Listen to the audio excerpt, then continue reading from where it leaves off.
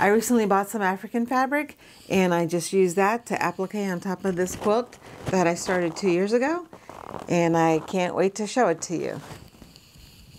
In this video, I'm going to show you how I made this quilt, focusing specifically on how I auditioned the African fabric that I recently purchased to add to this quilt to finish it off beautifully. Let's get started.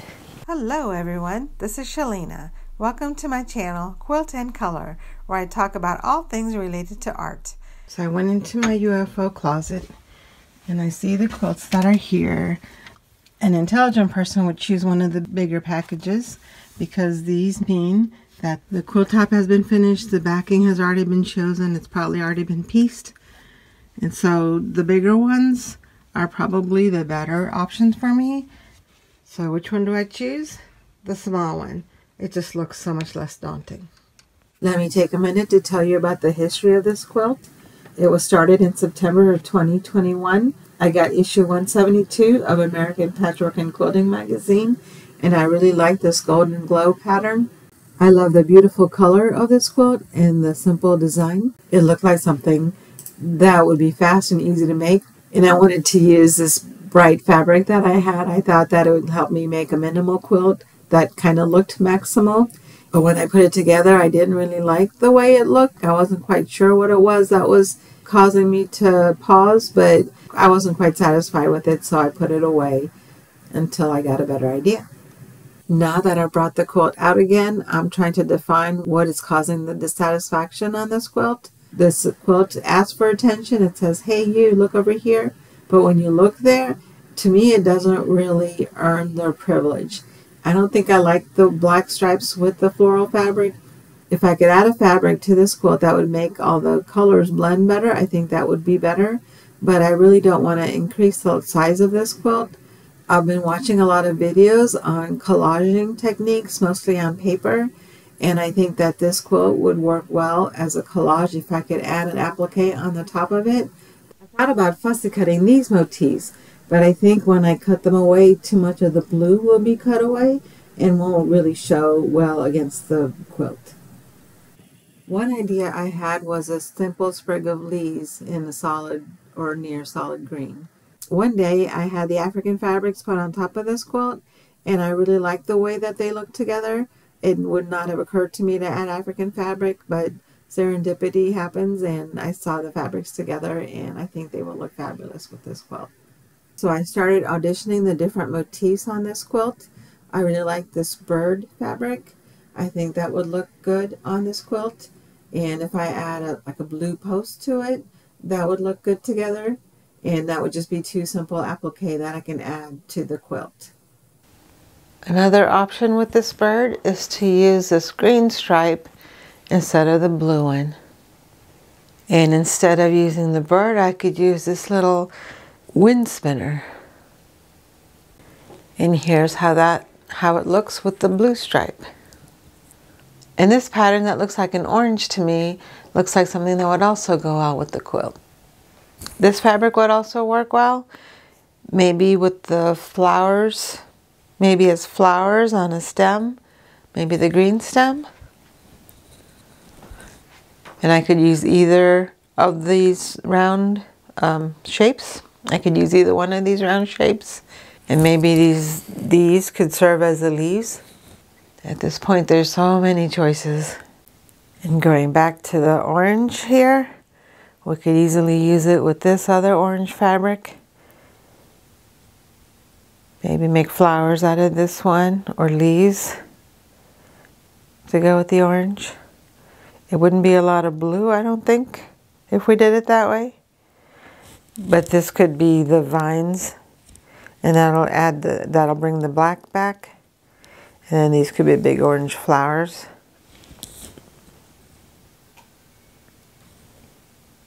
Welcome back. We're here for round 2 of the auditioning process.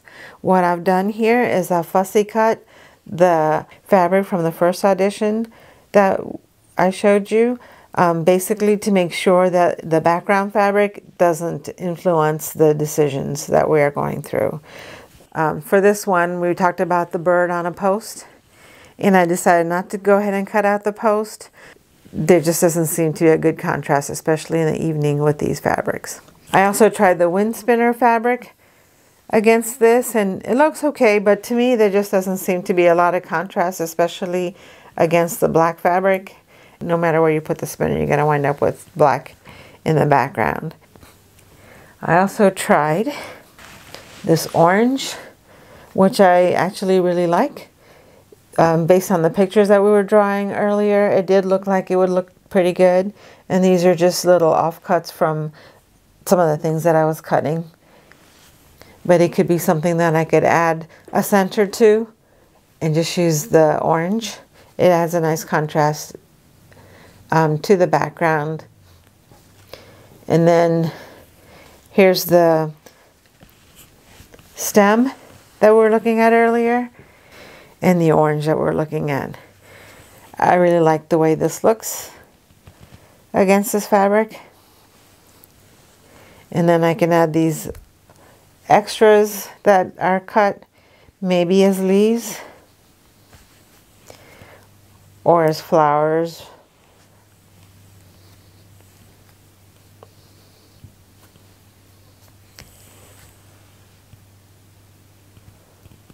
In this section, I felt a little bad about having rejected these, and I thought, well, maybe I can try to add them back in.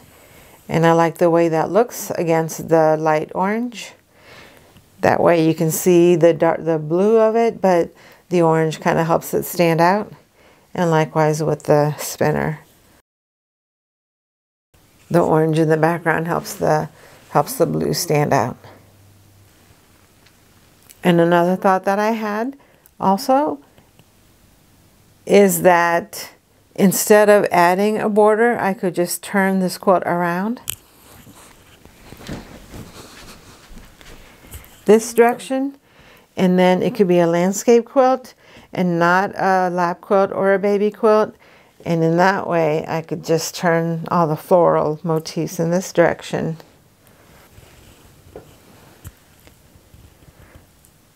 So yeah, I'm really excited about the quilt now. I think I am ready to go with this. I'm ready to go ahead with this idea.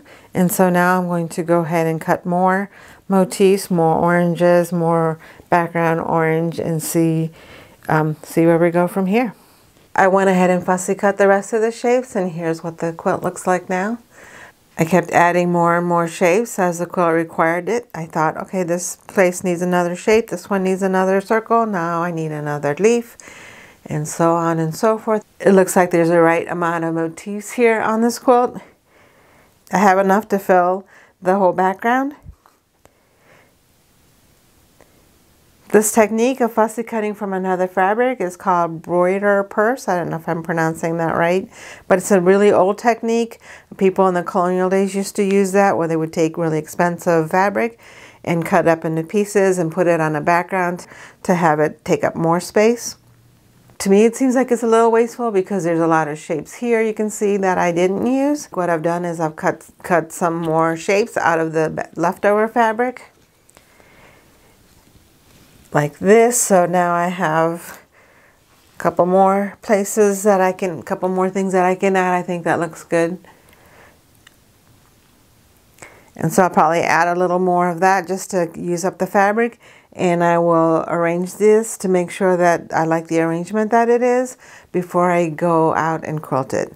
I just want to make sure that I'm happy with the way the shapes are arranged. So my first step was to make sure I had the right number of shapes. And then my second step is to arrange them in a way that makes me happy. But yeah, I really like the way this is looking now. And I'm really excited about moving on with this quilt. I have two inconsistent pieces of advice to give you about how to choose fabric. The first one is to wait until the fabric selection really sings to you. There are times when something just doesn't feel quite right, or something that makes you feel like, yeah, I don't know. But if you just keep trying and keep trying out different ideas, some point you probably will get to a point where the quilt will say, yes, this is the combination of fabrics, this is the combination that I really will work well for me.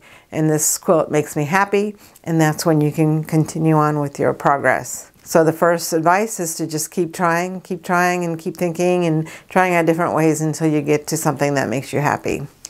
The other piece of advice, which is contradictory, I understand, is that you should not overthink it. At some point, the quilt just has to keep going, right? Otherwise, you'll just have nothing but UFOs in your closet. I don't know what the right balance is. There's a, obviously it's a continuum, and so there's some quilts that will take very little thought. You'll be like, yeah, that'll work for what I need for the time period that I have, and this is the plan that I have. And then there's other quilts that will take painstaking decision making and just take longer. Sometimes you may just get to a point where, like, this is going to have to do because I don't want to spend any more time on this project. I don't want to spend any more time thinking about the fabric selection on this project. I just want to move on to the next step. And so it's up to you where you stand and what you will do. To me, it feels like some quilts are just more picky about what it is that they want. And for me, it's better to just give in to the quilt and just let it happen. And I don't know how or why that happens. I know that each time that I look at a particular quilt, it just tells me it's not happy. And I understand that quilts don't talk, but that's what it feels like to me, that some quilts just demand more fabric selection, more of my time, more of my process. Other quilts will just accept whatever choices I make the first time around, and I can just move on to the next step without any issue. This one was more demanding than some of my easy quilts, but I'm happy that I stuck with it and kept trying and thinking about what would work best, and now I'm really happy with the selection that I have so far.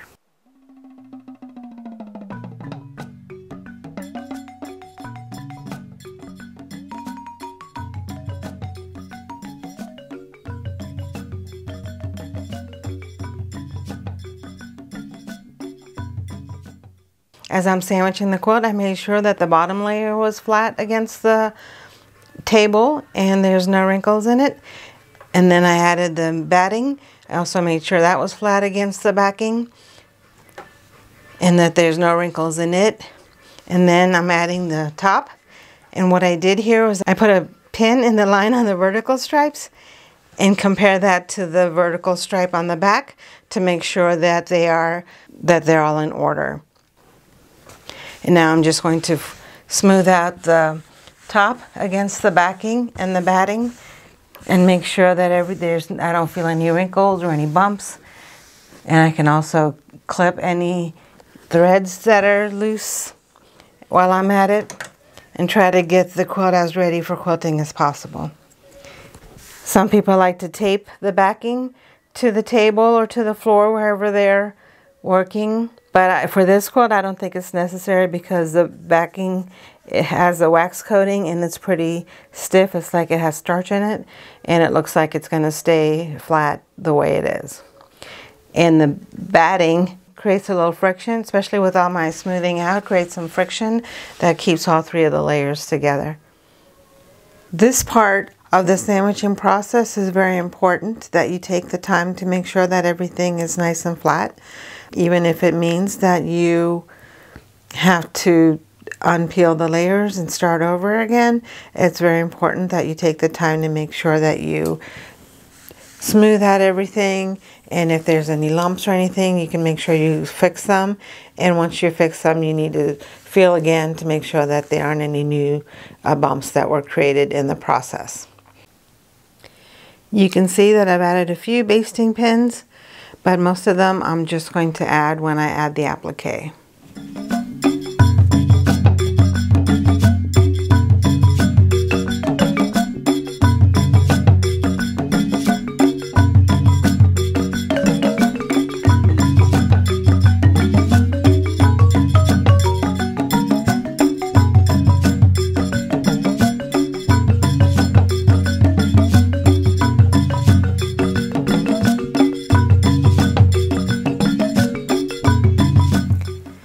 Okay, I've gone ahead and arranged the pieces, and I've put safety pins to secure all of the applique pieces, and also the same safety pins work to secure all three of the layers.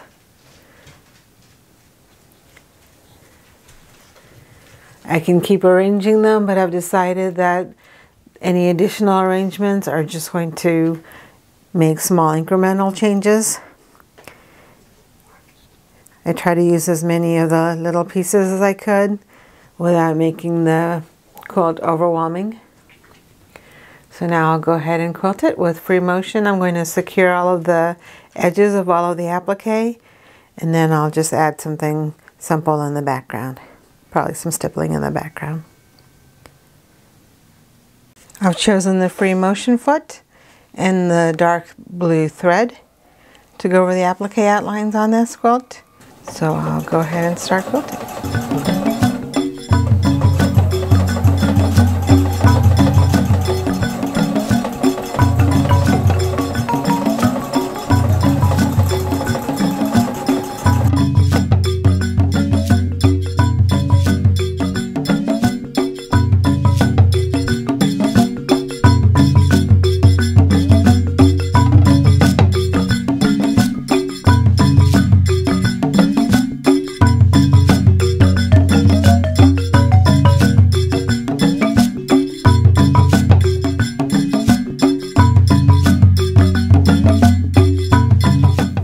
I ran out of bobbin thread, so I decided to take the quilt out and give it a quality inspection. I think it looks great so far. So you can see that parts of the motifs have been quilted down, and I'll do some more quilting with it at the end. And you can see that I only have like one pin for each of the motifs, so they're fairly loose. And I don't have any fusible on the back, but I'm fine with that. It doesn't really bother me that the fabric could move around a little bit, but mostly it's just a matter of a general placement. I don't like having to take out a lot of safety pins when I'm quilting. And because the motifs are big, I don't feel the need to have fusible underneath them.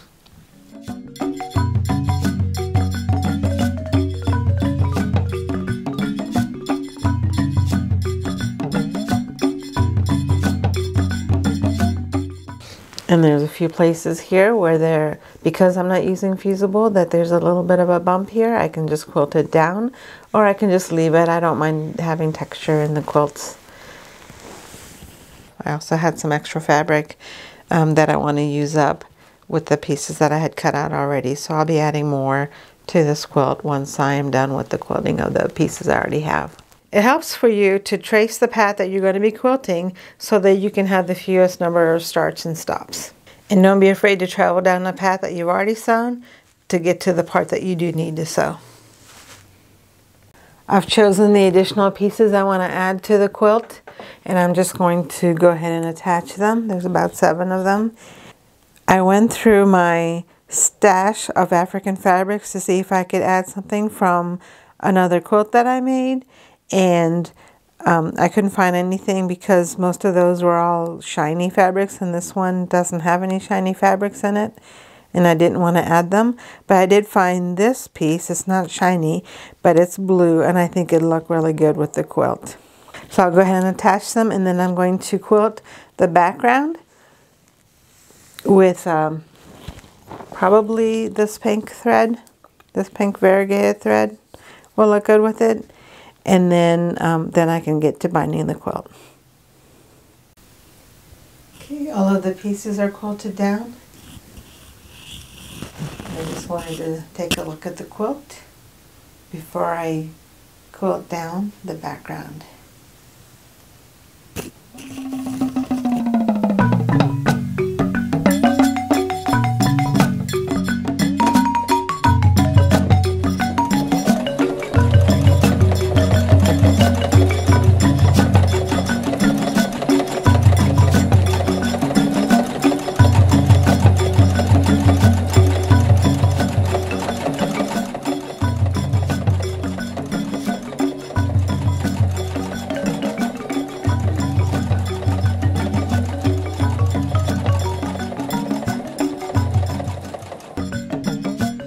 Welcome back.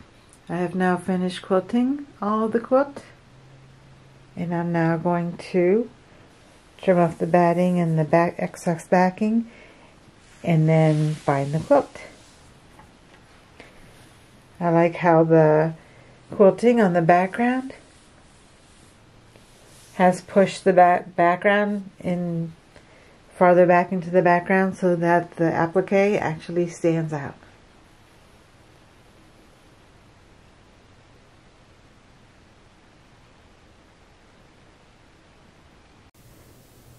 Here's what it looks like from the back.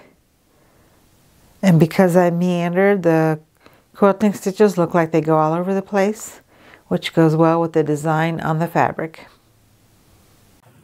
I added the black and white triangles into 2 of the corners to help hang up the quilt, and then I cut the binding strips out of the music fabric.